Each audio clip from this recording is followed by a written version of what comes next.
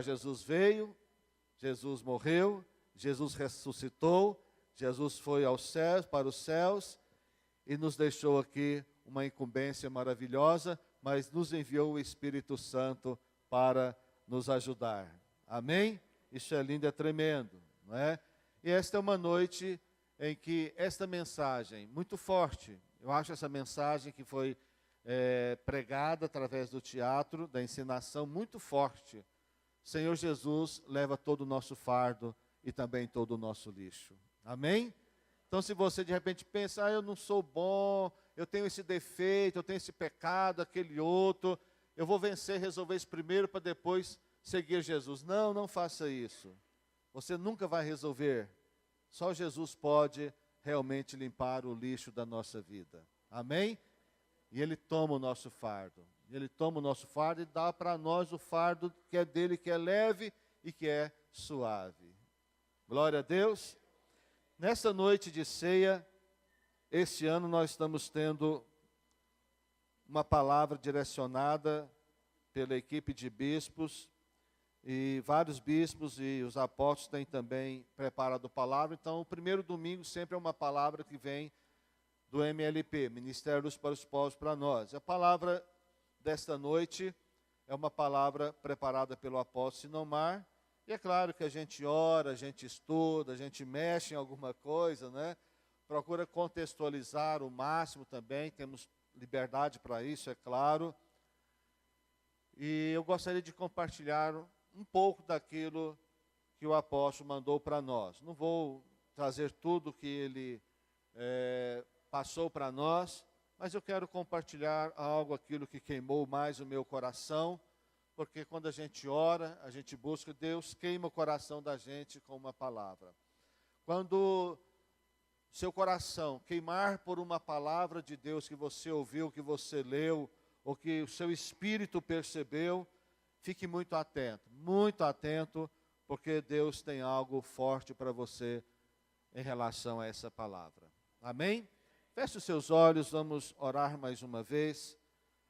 Diga assim: Pai querido, em nome de Jesus, eu te peço agora condição de ouvir a tua palavra e absorver a tua vontade. Ajuda-me, Senhor. Eu te peço, Deus, em nome de Jesus. Amém, queridos? Glória a Deus. Aleluia. Graças a Deus. Não é? Deixa a sua Bíblia aberta em Lucas capítulo 17. Daqui um pouco nós vamos ler.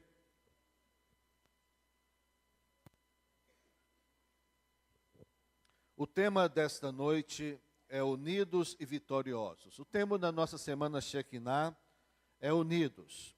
Está aqui, não é? Unidos. É o tema da semana Shekinah para esse ano, onde nós trabalhamos na última semana de dezembro, oramos, fizemos atos proféticos, pensando sempre que este ano algo tremendo, sobrenatural, crendo, melhor do que pensar, crendo que Deus estaria fazendo, Ele está fazendo. Amém? Deus está fazendo. E o tema então é unidos e vitoriosos. Diga assim: unidos e vitoriosos. Glória a Deus. Você pode pegar na mão de alguém e apertar a mão, dizer unidos e vitoriosos. Glória a Deus. Unidos e vitoriosos. Amém, queridos? Meus amados, Deus estabeleceu princípios na sua palavra. E tudo que Deus faz, e tudo que Deus governa, e onde Deus opera através dos seus princípios. E Deus é o maior cuidador, zelador dos seus próprios princípios. Inclusive, se um princípio espiritual é aplicado de forma indevida, esse princípio pode funcionar. Mas nós não vamos falar de princípios que as pessoas usam de forma irregular. Queremos falar de princípios que Deus estabeleceu para a igreja ser forte, para a igreja ser edificada. E um dos princípios estabelecidos por Deus é o princípio da unidade. O princípio da unidade. Eu gostaria que vocês repetissem comigo 2 ou 3 frases. Diga assim: se queremos ter comunhão com Deus, o princípio é a oração. Se desejamos entrar no Santo dos Santos, o princípio é a adoração. Se pretendemos vencer nossos adversários, o princípio é o amor. Bem contraditório aquilo que o mundo ensina, não é verdade? Diga, se anelamos ter o poder de Deus, o princípio é a santidade. Mas qual é o princípio, queridos? Para a realização de coisas impossíveis ou de coisas improváveis? A unidade. Diga, a realização de coisas impossíveis, o princípio é a unidade. Por isso Jesus em João 17, 21 disse: Pai, que eles sejam um para que o mundo creia. Pai, que eles sejam um para que o mundo creia. O propósito do Senhor é que o mundo creia naquilo que foi ensinado aqui. Na vinda de Jesus, na morte de Jesus, na ressurreição de Jesus e na volta de Jesus. Mas a maneira mais eficaz é através da unidade. A unidade do povo de Deus é que faz com que o mundo creia. Jesus quer alcançar todas as nações, todas as tribos, todos os povos, através da sua palavra. E nós, como Ministérios para os Povos, temos tido o privilégio de Deus de alcançar algumas nações. O Bispo Adilson está lá em Moçambique com uma equipe restaurando o que o ciclone destruiu lá na nossa base. Trabalho de muitos dias. Nós já temos igrejas em tribos indígenas do Brasil. Que coisa linda, não é? Quem esteve na conferência viu lá um cacique jovem, primeiro cacique jovem. Geralmente o cacique de uma tribo é um homem bem velho, mas lá é um jovem. E um jovem convertido ao Senhor Jesus. E o pastor que cuida desta obra é um policial militar. E cuida desta obra. Ele mora em Palmas, mas está sempre lá na tribo dando todo o apoio. Nós estamos em alguns países da Europa. Na África nós já entramos em Zimbábue e em Malau. Nós estamos na Bolívia, nós estamos no Uruguai, nós estamos na Argentina, nós estamos em várias partes do Brasil. Como Ministérios para os Povos, estamos também no Peru. E para nossa alegria e privilégio, nós como igreja local temos a responsabilidade de cuidar dessa obra missionária lá no Peru. Até o dia que o Senhor quiser, seremos nós. Não é uma responsabilidade minha, da minha esposa, da minha família. Não é uma responsabilidade só da liderança. É uma responsabilidade da igreja, dessa congregação. Amém, meus irmãos?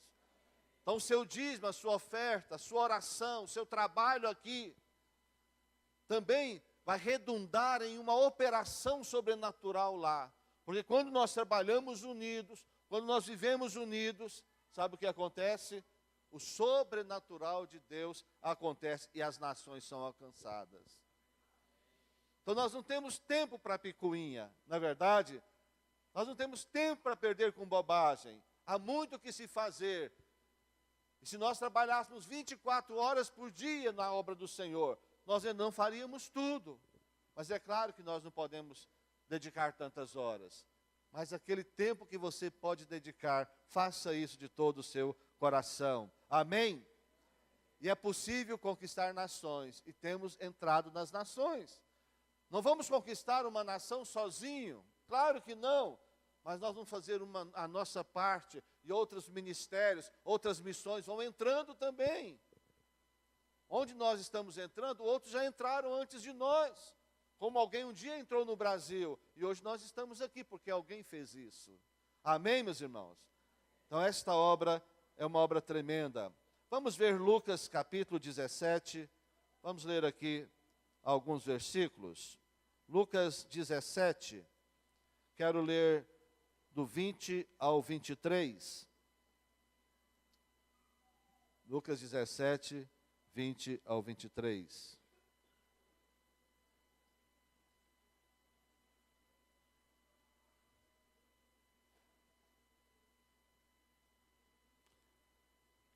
Desculpe, irmãos, quando eu falo Lucas, eu quero dizer João, viu?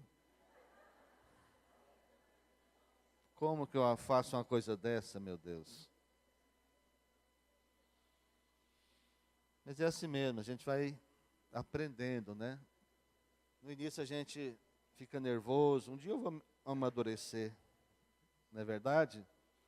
Esse texto tão conhecido de todos nós chamamos também de, no título aqui é dado a oração sacerdotal de Jesus. Esse texto é muito lindo, mas nós vamos ler só do 20 ao 23, tá bom? Diz assim a palavra de Deus: não rogo somente por estes, mas também por aqueles que vieram a crer em mim, por intermédio da tua palavra, a fim de que todos sejam um, e como és tu, ó Pai, em mim, e eu em ti, também sejam eles em nós, para que o mundo creia que tu me enviaste. Eu lhes tenho transmitido a glória que me tens dado, para que sejam um como nós o somos. Eu neles e tu em mim, a fim de que sejam aperfeiçoados na unidade, para que o mundo conheça que tu me enviaste e os amaste, como também amastes a mim. Amém, queridos? Glória a Deus. Jesus, em Lucas 11, 17, agora é Lucas mesmo, Lucas 11, 17, disse que todo reino dividido entre si mesmo ficará deserto. Presta atenção, olha o princípio. Qual é o princípio aqui? Princípio da divisão, que é um princípio contrário ao princípio da unidade, gera uma situação. Criou-se uma divisão em qualquer relacionamento que seja no casamento, seja na família, seja na igreja, onde for, criou uma divisão. A Bíblia diz que este lugar, que esse povo, que essa instituição se torna deserto. Você já parou para pensar? Eu estava pensando sobre isso enquanto meditava. Quais as características do deserto? Preste atenção. Se há divisão na sua casa, se há divisão no seu casamento, na sua família, se há divisão na igreja, se um reino inteiro há divisão, o reino se torna deserto. Quais as características do deserto? Primeiro, sequidão. Deserto é seco, não é? Durante o dia, um calor insuportável. Insuportável. Na madrugada, um frio terrível também.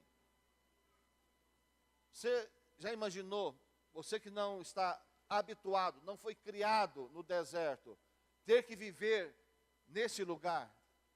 No deserto tem o quê? Pouca água, quase nenhum alimento, não é?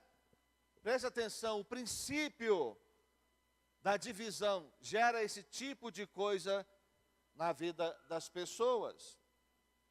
Mas na unidade há um poder indescritível. Qual é o poder que atua na unidade? O poder que atua na divisão é o poder do diabo. Mas é um princípio espiritual. E se há divisão, Deus não vai entrar para impedir o diabo de não fazer a bagunça dele. É um princípio, Deus respeita os princípios. Você pode entender isso, queridos? Porque às vezes nós vivemos num clima, numa atmosfera de divisão e queremos que Deus faça alguma coisa. Não, nós é que temos que fazer. Nós é que temos que nos arrepender, mudar nosso comportamento, perdoar, pedir perdão, ser perdoado. Não é verdade? A igreja do primeiro século foi uma igreja que trabalhou muito em unidade. Tinha problemas? Tinha, porque eram homens, eram pessoas. Tinha defeitos? Tinha. Mas eles tinham um nível de unidade maior que o nível que nós temos hoje, porque até eles andaram com Jesus. Mas a igreja foi crescendo, e à medida que a igreja foi crescendo, também aumenta os problemas. Mas essa igreja do primeiro século alcançou não só Jerusalém, alcançou a Judéia, alcançou Samaria, Galiléia, alcançou toda aquela região mais próxima, alcançou toda a Ásia Menor. Quando você lê as cartas que Jesus revela a João no Apocalipse, a igreja da Ásia Menor que foi alcançada pela igreja do primeiro século. Essa igreja atravessou o Mediterrâneo e alcançou a Europa. E por causa disso o Evangelho chegou até nós. Até nós. Amém? Até nós. Isso é um privilégio, isso é maravilhoso. Essa igreja alcançou por causa da unidade. Como isso foi possível? É claro que foi uma ação sobrenatural de Deus. Em Atos 2:46, diz que diariamente perseveravam unânimes no templo. Perseveravam em unidade no templo. Não perseveravam em divisão. Tem gente que insiste em perseverar em divisão, mas graças a Deus não é o nosso problema, amém? Não é o nosso problema. Mas cuidado que de repente pode aparecer o bichinho, o vírus da insatisfação e começar a gerar no seu coração alguma coisa que não procede de Deus. O salmista, no Salmo 133, você sabe de cor, o salmista diz que o Senhor ordena a sua bênção na unidade. Amém? O Senhor ordena, presta atenção, queridos. Se há unidade na família, se há unidade na célula, se há unidade na igreja, parece que não tem nem necessidade de ficar clamando por bênção, buscando bênção. O Senhor ordena a bênção ali. Amém? Olha que coisa tremenda. Às vezes as pessoas ficam fazendo campanhas, feito loucos por bênçãos, mas a casa está dividida. E aí a bênção não chega. O princípio da unidade faz com que Deus ordene a bênção sobre as pessoas. Isso é muito bom, isso é maravilhoso. O cordão de 3 dobras não se romperá. O cordão de 3 dobras não rebenta. Quem disse essa palavra?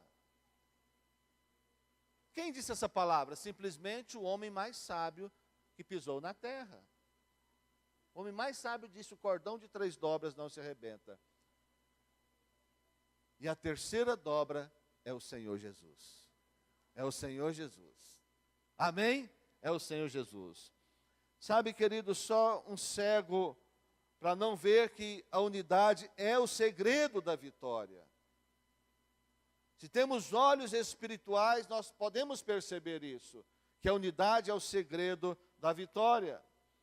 No livro de Atos 4:32, versículo diz que da multidão dos que creram era um. Diga um.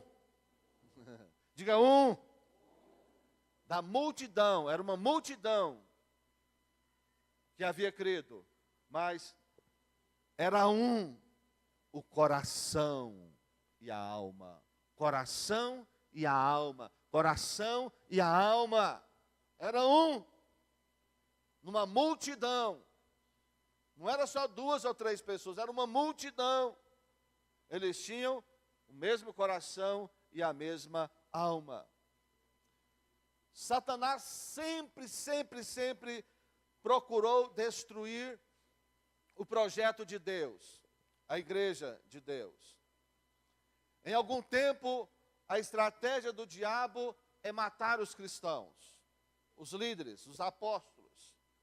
Em outra época, é proibir as pessoas de lerem a Bíblia. Em outra época, é queimar as Bíblias. Em outra época, é perseguir a igreja, é proibir a pregação do evangelho nas nações. Mas deixa eu dizer uma coisa para vocês. Quantas vezes Satanás conseguiu acabar com a igreja? Quantas? Nenhuma. Nenhuma. E nunca vai conseguir. Nunca vai conseguir, porque a igreja é sobrenatural. Porque a igreja é o projeto de Deus na terra. E não adianta, o diabo nunca vai conseguir destruir a igreja. Mas há uma outra estratégia do diabo para destruir a igreja. Às vezes ele não mata os líderes, os pastores e missionários. Às vezes deixa as pessoas lerem a Bíblia. Às vezes não proíbe as pessoas de pregar o evangelho, como nós temos a liberdade aqui. Mas ele tem uma outra arma que é mais sutil ainda. É a divisão. É a divisão. E as pessoas ficam buscando seus próprios interesses. E as pessoas não conseguem conviver, se relacionar. O ego é muito grande.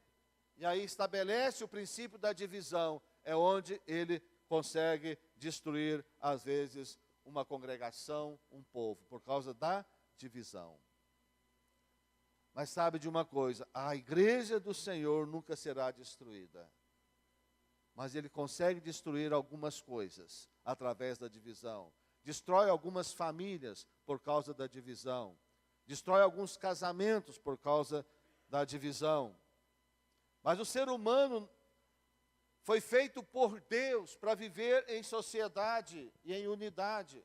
O ser humano foi feito por Deus para viver em relacionamento.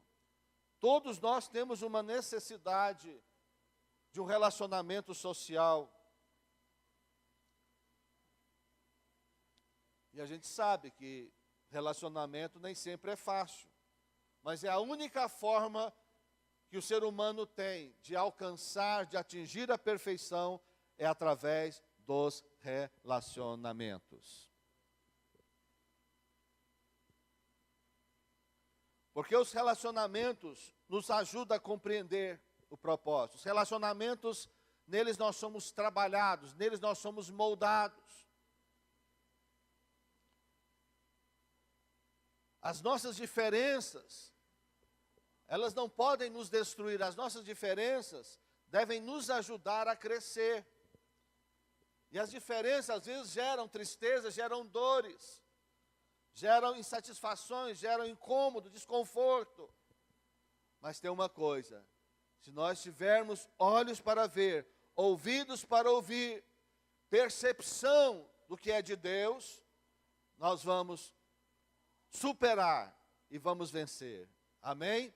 E vamos sendo aperfeiçoados. E vamos sendo aperfeiçoados.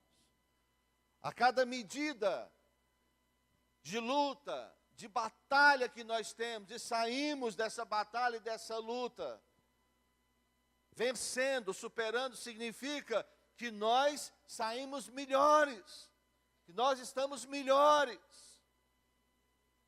As suas lutas, as suas dificuldades não são para te destruir, mas são para te capacitar e para mudar a sua patente espiritual. Amém? Enfrente a situação. Se algum relacionamento, seja em qualquer âmbito da vida, tiver algum problema, a solução não é destruir o relacionamento, a solução é curar o relacionamento. E às vezes nós não trabalhamos em função disso. E às vezes nós oramos, e até jejuamos, mas nós não tomamos a decisão certa. Se não tomarmos a decisão certa, jejum e oração não vai resolver nada, queridos. Porque o princípio dos relacionamentos é a unidade. É a unidade. E para ter unidade precisamos ter decisão correta. O que divide pessoas? Se não egoísmo, se não a antipatia, se não as paixões. E isso não procedem de Deus, isso procede do maligno. Há um exemplo maravilhoso que nós temos na unidade da reconstrução das muralhas dos muros de Jerusalém. Neemias, um jovenzinho levantado por Deus, sente-se desafiado a reconstruir aquilo que havia sido destruído pelo inimigo. Jerusalém desolada, muros derrubados, portas queimadas, povo em cativeiro. E quando ele percebe o que estava acontecendo, ele que já era um cativo também do inimigo, ele pede liberação. Primeiro ele ora, primeiro ele busca de Deus, e pede a Deus, e depois pede às autoridades para ir poder reconstruir. Mas foi fácil reconstruir aqueles muros? Não. Mas ele conseguiu ajuntar gente. Mas mesmo ajuntando muita gente, foi fácil reconstruir? Não. Houve um momento que eles estavam reconstruindo os muros, mas não rendia. O povo estava esparramado na construção, preste atenção nisso. O povo estava se esforçando, o povo estava dedicando, o povo estava trabalhando, o povo estava dando suor, dando sangue, mas não via o resultado do trabalho. E o inimigo estava assolando, o inimigo estava ali trazendo angústia, pressão sobre as pessoas, acusando aqueles que estavam trabalhando. Neemias diz para eles: quando soar a trombeta, reúna-se todos num só lugar e vamos trabalhar em unidade. E diz a Bíblia que eles então começaram a trabalhar agora mais próximos uns dos outros, não mais isoladamente, não mais independentemente. Agora eles estavam todos muito próximos trabalhando, porque às vezes nós temos um só objetivo grande, mas nós estamos construindo pedacinhos, cada um seu próprio pedacinho, e nós estamos preocupados com o pedaço que o outro está construindo. Aí que está a diferença. Temos que ter um só propósito grande, mas as partes pequenas que vamos ajuntando para construir o muro, para construir a segurança, para edificar a igreja, para construir aquilo que Deus tem para nós, nós devemos, todos nós, nos comprometer uns para com os outros. O trabalho do meu irmão também é o meu trabalho. O que o meu irmão está fazendo, também eu tenho encargo por ele, responsabilidade com ele.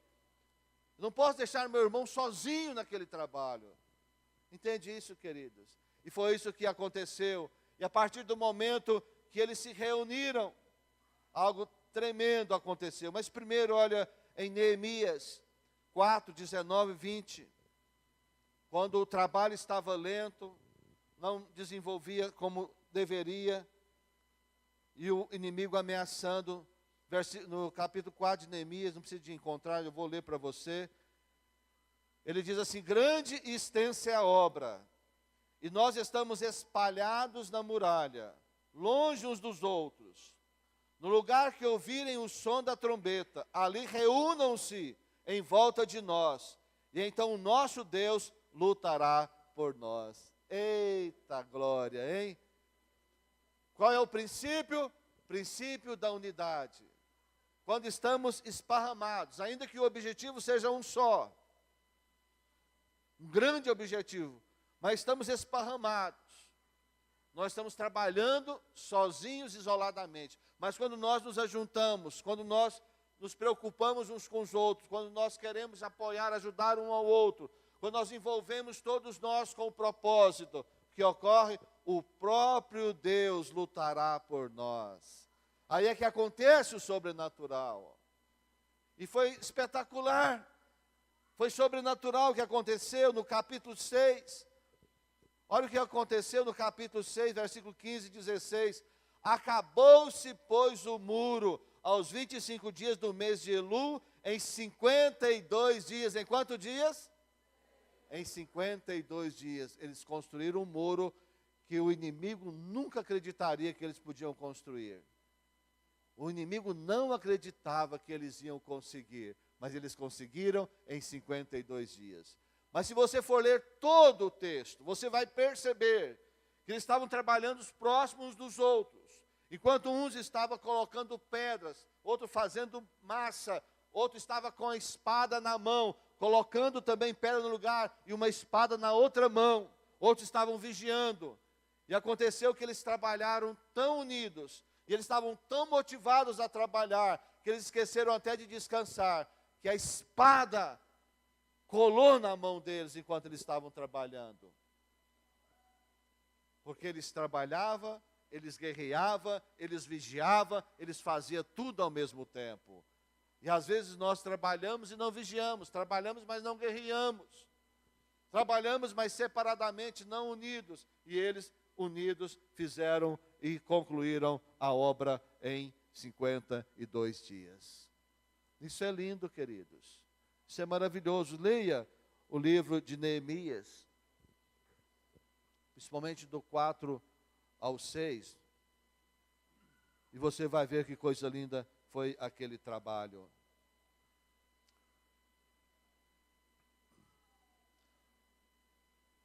Diga assim: onde a unidade é praticada, não há derrota. Não há, irmãos, não há. É o princípio de Deus. É o princípio de Deus. Se há derrota, vigie. Procure perceber o que está acontecendo. Está faltando algum tipo de unidade em algum aspecto, em alguma área. Mas se unidos trabalharmos, em unidade trabalharmos, claro que a vitória virá. Você já observou como as formigas trabalham? Claro que já. Imagine você, uma formiga, sai da sua casinha e olha para aquela árvore grande e projeta desfolhar aquela árvore grande. O que aquela formiga faz? Ela vai sozinha desfolhar aquela árvore. Ela pode trabalhar o ano inteiro que ela não vai conseguir desfolhar aquela árvore, porque quando ela tirar um pouco daquelas folhas, outras vão nascer. O que ela faz? Ela volta para sua casinha, chama suas coleguinhas, né? E vem agora. Qual é o coletivo de formiga? Não sei. Mas vamos adaptar. Vem um bando de formiga, né? Aí vem um bando de formigas, centenas de formigas, talvez até milhares. Mas, colônia. Aí vem todas as formigas do formigueiro. Em uma noite desfolham toda a árvore. Por isso, alguém disse com muita propriedade: vai ter com a formiga. Né? Vai aprender com a formiga. Você já pensou em preguiçoso? Não estou falando disso agora. Vai ter com a formiga, observe os caminhos da formiga. Observe a maneira da formiga trabalhar. Observe a maneira da formiga exercer o seu ministério. Provérbios 6:6. Agora, se o problema é preguiça, então vai ter com a formiga preguiçoso. Vai ver o jeito delas trabalharem. E o resultado é tremendo, o resultado é poderoso. Amém? Então diga assim para concluir: nas coisas essenciais, unidade. Nas coisas não essenciais, liberdade. E em todas as coisas, muito amor. Amém? Glória a Deus. Deus é bom, Deus é bom, Deus é bom. E Deus te ama, Deus nos ama, amém? Feche os seus olhos aí mesmo, do jeito que você está.